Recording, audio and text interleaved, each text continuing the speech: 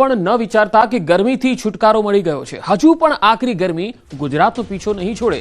હવામાન વિભાગ અને હવામાન નિષ્ણાતોના મતે હજુ પણ ગુજરાતમાં આકરી ગરમીનો રાઉન્ડ આવશે।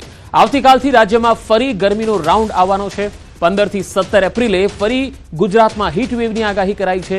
હવામાન વિભાગના મતે સૌરાષ્ટ્ર કચ્છમાં 15 થી 17 એપ્રિલ સુધી હીટવેવ રહેશે। આ ઉપરાંત ઉત્તર ગુજરાતમાં પણ ભીષણ ગરમી પડશે। એપ્રિલ મહિનાની શરૂઆતથી રાજ્યમાં શરૂ થયેલી હીટવેવથી લોકો ત્રાહિમામ પોકારી ગયા હતા। અનેક શહેરોમાં ગરમીનો પારો 44 ડિગ્રીએ પહોંચી ગયો હતો। જો કે છેલ્લા 2 દિવસથી ગરમીમાં 2 થી 3 ડિગ્રીનો ઘટાડો થતાં લોકોએ રાહત અનુભવી, પરંતુ હવામાન વિભાગના મતે ફરી 15 એપ્રિલથી ગરમીનો પારો ઉચકાશે। તો હવામાન નિષ્ણાત અંબાલાલના મતે 18 એપ્રિલથી ફરી ગુજરાતનું વાતાવરણ બદલાશે। મે મહિનામાં ખતરનાક વાવાઝોડા આવશે। હવામાન નિષ્ણાતનું માનીએ તો મોસમ કરવટ બદલતી રહેશે। 15મીથી ફરી ગરમીનો રાઉન્ડ શરૂ થશે, પરંતુ એ ટૂંકો રહેશે। ફરી 18મીથી આકાશમાં વાદળો ઘેરાઈ શકે। લગભગ ગુજરાતના ઘણા ભાગમાં જૂનાગઢ વગેરે ભાગોમાં ગરમી પછી હવામાનમાં પુનઃ પલટા જોવા મળશે અને આ ગરમી બાદ તારીખ 18 થી 24 એપ્રિલમાં પુનઃ હવામાનમાં પલટો આવશે અને લગભગ 22, 23, 24માં પુનઃ વાદળો આવશે અને ક્યાંક છાંટાછૂટી થવાની શક્યતા રહેશે। એટલે તારીખ 18 બાદ હવામાનમાં પુનઃ ઘટાડો થશે। ગરમીમાંથી આંશિક રાહત થશે। ગરમીના કારણે વાંધી વંટોળ વરસાદને ખેંચી પણ લાવે, એટલે 10મી મેથી 15મી જૂન વચ્ચે અરબ સાગરમાં પણ ચક્રવાત બનવાની શક્યતા રહેશે અને મે માસમાં તો બંગાળ સાગરમાં ખતરનાક વાવાઝોડા બનવાની શક્યતા રહેશે। સમુદ્રનું તાપમાન ઊંચું જશે, જેના કારણે આ વખતે લગભગ રોહિણી નક્ષત્રમાં વરસાદ આવી જવાની શક્યતા રહેશે। રાજ્યમાં અંગ દજાડતી ગરમીને લઈ સીએમને પત્ર। ગરમીમાં હેલ્મેટમાંથી રાહત આપવાની માંગણી કરાઈ। સુરતના પૂર્વ ધારાસભ્ય ધીરુભાઈ ગજેરાએ પત્ર લખ્યો। ગરમીમાં પ્રજાને સિટી વિસ્તારમાં આરોગ્યને જોખમરૂપ રહે છે હેલ્મેટ। બપોરના સમયમાં 40 થી 45 ડિગ્રીના તાપમાનમાં શહેરમાં કોઈપણ ભાગમાં જવું હોય તો 300 થી 400 મીટરના સિગ્નલ પાસ કરવા પડે અને આ ગરમીમાં પ્રજા માટે જોખમી પણ છે। ગરમીમાં હેલ્મેટ વધુ મુશ્કેલી ઊભી કરી શકે છે। ગુજરાતમાં 2 વ્હીલર ઉપર હેલ્મેટનો કાયદો આવ્યા બાદ લોકો કડકપણે અમલ કરી રહ્યા છે, ત્યારે ભાજપના પૂર્વ ધારાસભ્ય ધીરુભાઈ ગજેરાએ મુખ્યમંત્રીને પત્ર લખ્યો છે। શાના માટે પત્ર લખ્યો આપણે ધીરુભાઈ પાસેથી જાણવાનો પ્રયાસ કરીશું। ધીરુભાઈ, હેલ્મેટનો કાયદો રદ કરવા માટેનો એક પત્ર લખ્યો છે, કેમ? હેલ્મેટનો કાયદો રદ કરવા માટે એટલે પત્ર લખ્યો, ગરીબ અને મધ્યમ વર્ગ એમને માટે પીસાય છે। ગરીબ અને મધ્યમ વર્ગ આમાં લૂંટાય છે, કારણ કે 15મી ફેબ્રુઆરી ઇમ્પ્લિમેન્ટ જ્યારથી થયું 300 રૂપિયાના હેલ્મેટના 1500 રૂપિયા લીધા અને જેણે જે કંપનીએ માર્કેટિંગ કરવું હતું માર્કેટિંગ કરી લીધું, પૈસા કમાઈ લીધા। પ્રજાનો પૈસા આજના મોંઘવારીમાં, અસહ્ય મોંઘવારીમાં સરકારે દંડ ઉઘરાવી લીધો। ઓછામાં ઓછો 30 થી 35 કરોડ રૂપિયા દંડ પહેલે દિવસે ઉઘરાયો 15મી ફેબ્રુઆરીએ। આજે રોજના કરોડો રૂપિયા દંડ ઉઘરાવાય છે અને જ્યારે હેલ્મેટના કાયદાની સિટી વિસ્તારની અંદર તમારે મતલબ 200-300 મીટર 4 રસ્તા આવતા હોય, સિગ્નલો આવતા હોય, 10-15 કિલોમીટરની ઝડપે ગાડી ચાલતી હોય અને આ તમારી ગાડી ચાલતી નથી સ્પીડે અને તમે હેલ્મેટના કાયદો સિટી વિસ્તારનો હું વિરોધી છું, કારણ કે સિટી વિસ્તારની અંદર કાયદો તમે માર્કેટમાં જાઓ, શાકભાજી લેવા જાઓ, ધંધે જાઓ, મંદિરો જાઓ, કોઈ પણ જગ્યાએ હોસ્પિટલ જાઓ, આ તમારે હેલ્મેટ સાચવવો મોટો જોખમી છે।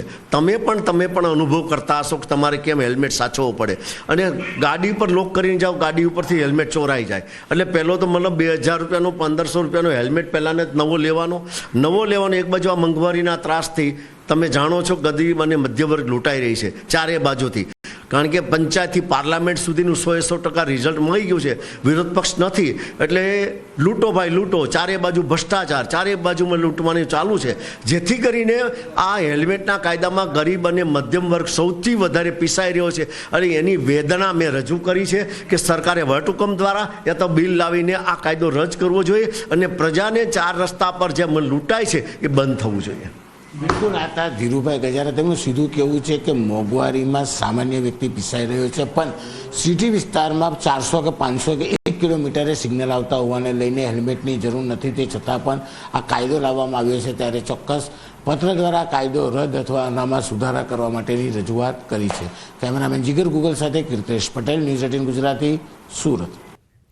પાલીતાણાના હસ્તીગીરી ડુંગર પર ફરી આગ લાગી ગઈ। ખાનગી માલિકી વિસ્તારના ડુંગરાઓમાં આશરે 6 વીઘામાં આગ લાગી। ધુમાડાના ગોટે ગોટા દૂર દૂર સુધી નજરે પડ્યા. હસ્તગીરી ડુંગર અને આસપાસના વિસ્તારમાં શેડ્યુલ 1 અને શેડ્યુલ 2 સહિતના વન્ય પ્રાણી વસવાટ કરે છે. આગ વધુ ન ફેલાય તે માટે સ્થાનિકો પણ પ્રયાસ કરી રહ્યા છે. તાજેતરમાં સિંહનો વસવાટ પાલીતાણા અને આસપાસના રેવન્યુ વિસ્તારમાં પણ વધ્યો છે.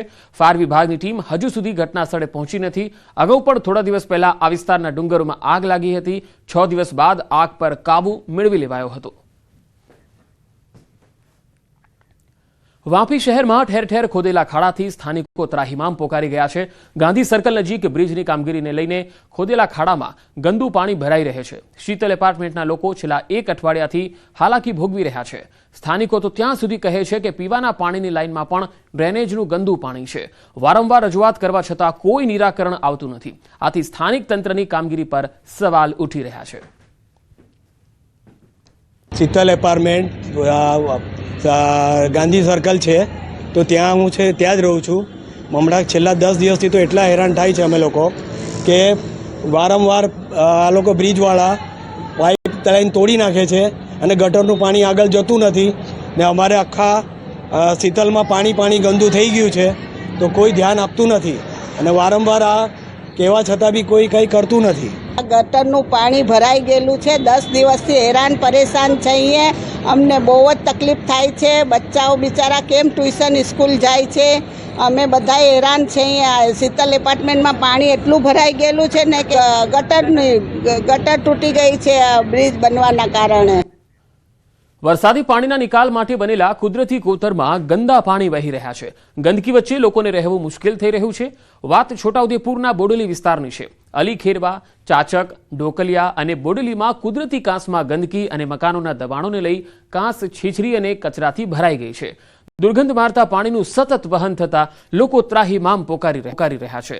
સ્થાનિકોએ કહ્યું, ચોમાસામાં તમામ લોકોના ઘરે પાણીમાં જે ગરકાવ થઈ જતા હોય છે, ત્યારે કેટલાક વિસ્તારમાં તો 12 ફૂટ જેટલું પાણી પણ ભરાઈ જતું હોય છે. સ્થાનિકોને ચોમાસામાં અન્ય જગ્યાએ રહેવા જવું પડે છે. એટલું જ નહીં, સ્થાનિકોએ તો ત્યાં સુધી કહ્યું કે વારંવાર રજૂઆત તો કરી લીધી, જો કે નિકાલ તો આવતો જ નથી. હવે સવાલ એ છે કે વારંવાર રજૂઆત છતાં નિરાકરણ કેમ નથી? તંત્ર અજાણ છે કે પછી જાણી જોઈને અજાણ બની રહ્યું છે?